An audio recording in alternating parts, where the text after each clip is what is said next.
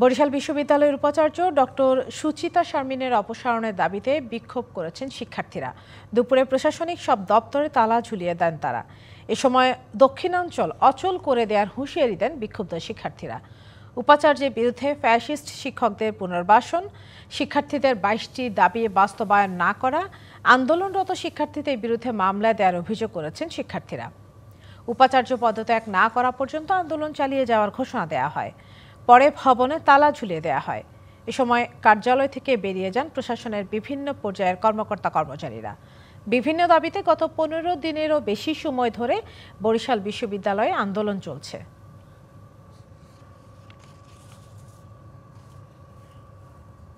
শান্তিপূর্ণভাবে অনেক দাবি দেওয়া পেশ করে তার কোনো সাড়া না পেয়ে আমরা সর্বশেষে তার স্বেচ্ছাচারিতা ও স্বৈরাচারিতার বিরুদ্ধে গিয়ে এক দফার ঘোষণা দিতে বাধ্য হয়েছে। আমরা কোনোভাবেই স্বৈরাচার ভিসি সুচিতা শারমিনের কোনো ধরনের অবৈধ এজেন্ডা এবং বিশ্ববিদ্যালয়ের শিক্ষার্থীদের আন্দোলনের দিকভ্রষ্ট করার কোনো ধরনের পদক্ষেপকে আমরা ন্যূনতম সমর্থন দেব না।